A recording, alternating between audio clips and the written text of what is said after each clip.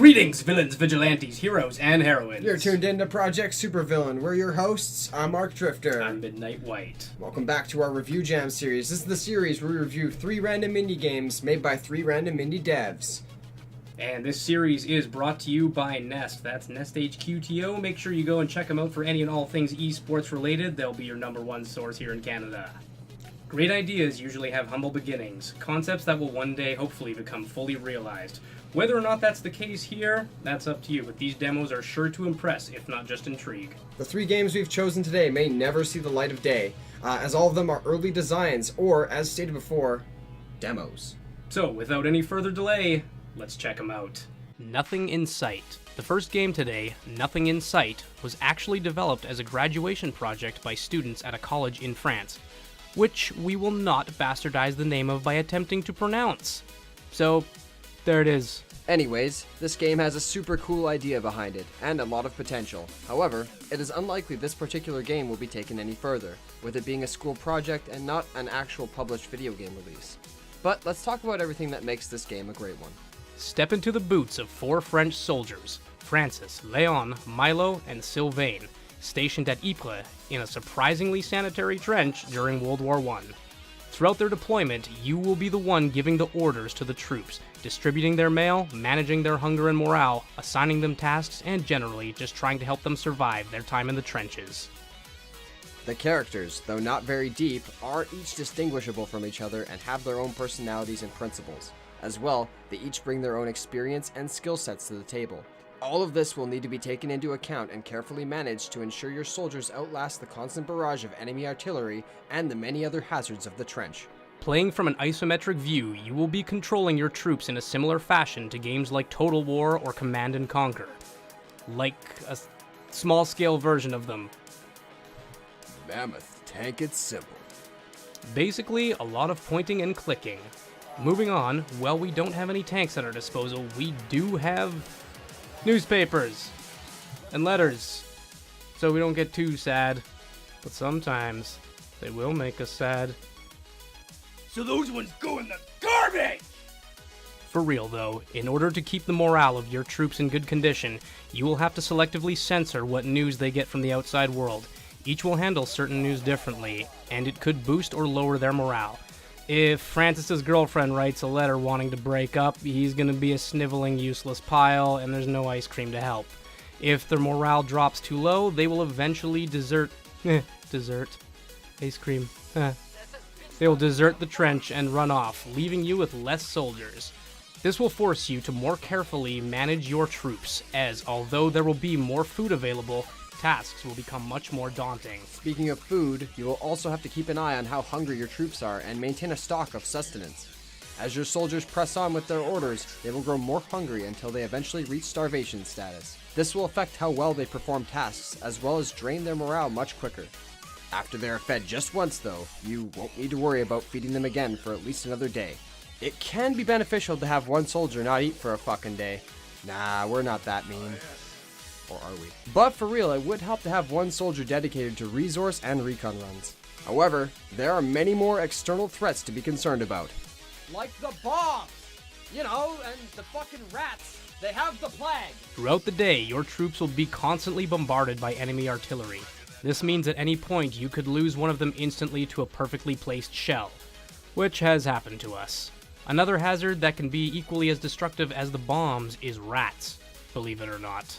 Not only do these little bastards actually have the plague, seriously, they cause poison damage when they bite you, but even worse, they can invade your food supplies and eat away at your resources, making starvation a much more probable possibility.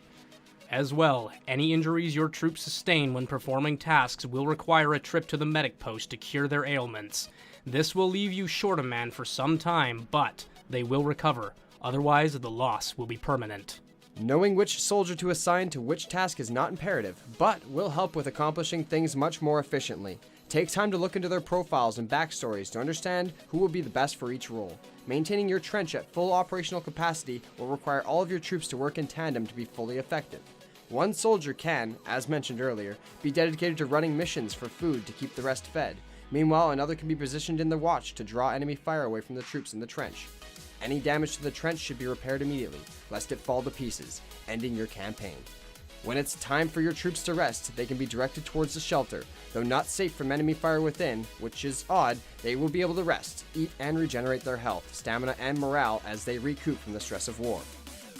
Seeing as this game is in such early concept, it's cool to imagine the different directions this type of gameplay could take you.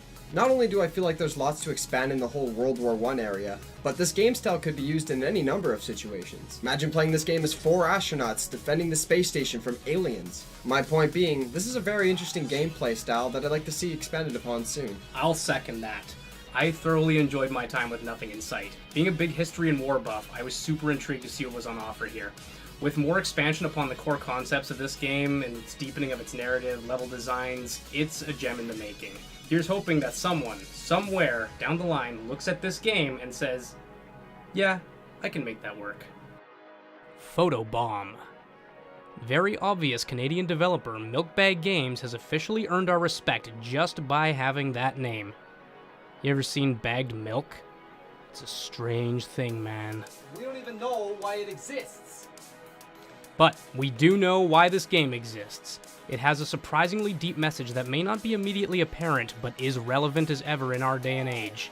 It was created as a commentary on the Boston bombings of 2013. Social media played a huge role in identifying and apprehending the suspects. Unfortunately, before the arrest of some of the actual suspects, innocent people were accused of committing the crime. This aspect of reality is one that will play an integral part in the outcome of the game. This game is quite literally 2 minutes long, as you're on a timer to investigate and arrest who you believe to be the suspect. In order to locate them, you will comb through social media images and videos on a completely randomized timeline. Using these images, you will have to identify 6 suspects, all of a different color, i.e. red, blue, green, and determine which of them is responsible for detonating the bomb. As you scrub through the timeline, the positions of the suspects and civilians in the town square will change. You must then use your deduction skills to accurately match photographs with the surrounding areas and landmarks in order to correctly arrest the proper suspect. Be aware though, sometimes there's no definite answer, and you will have to make a gamble on your guess. Be careful not to prosecute the innocent. I would like to see this game brought to life. While the game has not been worked on in many years, I still think it's fun to speculate on how this formula could be expanded on different levels and mechanics. Short, sweet, to the point, and it gets its message across in a creative and entertaining way. I hope that this game can be made into something much grander in scale, as the ideas here would make for a perfect surveillance sim, similar to Papers, Please. For something so damn short, it sure has a lot to say, but only if you listen. Orphanage. Studio Black Flag brings us Orphanage, an isometric survival sim and strategy game where you play as your own customizable orphan, like you've always wanted to. Set in a not-so-distant dystopia, with you overseeing an ever-increasing band of orphans, it's an undoubtedly intriguing and different take on most things we have seen in the cyberpunk genre. Wow, we encounter a fair bit of isometric games around here. This is yet another one that puts you in the shoes of a vulnerable orphan surviving in chaos. Left to the mercy of the streets after their parents were incarcerated by the corrupt military, they now have to etch out an existence for themselves. This will mean, obviously, hunting for resources, looting areas, finding shelter, building necessities, and generally just trying to survive. Due to the war-torn surroundings, the areas you find yourselves in are often dilapidated and littered with the aftermath of conflict. Rubble and debris are strewn about, supplies are left abandoned, and... do you feel a draft? Must be coming from the ceiling that's not there. Oh, hey, there's no wall here either. Wow. Aesthetics aside, this environment will be your best friend in the trials to come, providing exactly what you will need to survive. Let's get into it. Before you actually begin playing the game, you will have the opportunity to customize your orphan. The customizations, while not as robust as other games, do offer enough in-depth options to alter your orphan's appearance, backgrounds, and traits. The demo takes place over the course of a day and change. Though not fully implemented yet, the day and night system will likely be a major part of your character's progress, both narratively and situationally. Different events, items, or NPCs may become available only at certain times of the day. As well, your orphans will eventually become exhausted and need to rest as the day and night wear on. The characters you play as will have the option to build a host of structures, which are all necessary to keeping your orphans happy, healthy, and alive. Among them are necessity structures such as beds, fires, wash stations, food storage, and many more. Each of these necessities will remedy certain status effects your orphans may be influenced by, such as hunger, exhaustion, or the big bad cold. But you won't be building nothing without some rootin' tootin' garbage bin lootin'. Arthur, there's no damn cowboys in that game. Get the hell over here. Well, I go back to my game then. You're going to be doing a lot of looting and salvaging, as you will need raw materials in order to make tools, items, and structures to improve your orphanage. Your orphanage is where you will take shelter and look after the needs of all in your group. If they are not met, your allies could become disorderly and disobedient. As such, improving it is paramount in this game, so build and improve often. Structures are the one thing that can help you survive, but certain tools and items will also assist you throughout the game, provided you have the resources to craft them, that is, or find them laying about. The only tool we have found during our time with the game was the crowbar, which lets you pry open certain locked doors. However, we're sure there's bound to be a plethora of other handy items that will make your life a lot easier as you play. If cyberpunk strategy and sims are your kind of thing, you won't want to miss this title. It brings its own novel combination of ideas to the table, and it makes them work perfectly within the world its developers envisioned. I've got to say, I'm anticipating seeing the transformation of this game from its demo to the final form. Speaking of the final product, we don't know when it's coming, but what we do know is that it's a super enjoyable experience, and we hope to be able to cover the game when it fully releases. That's another 3! Another 3 out of the way. Only an endless supply of games to go. We hope you enjoyed the show. And don't forget to check out Nest. That's National Esports Tournament. All the links will be in the description for them. If you want to check us out, show us some support. We really appreciate that. We're Project Supervillain. You can find us on all your favorite social media platforms. Most notably, you can find us on Twitch, YouTube, and Mixer, where we stream fairly regularly. Tuesday through Saturday, you can catch us. So go ahead and tune in. We appreciate all support. Well, guys, that's the end of the show for today. So, thanks for joining. Thanks for watching. Project dismissed. Peace out. We'll be right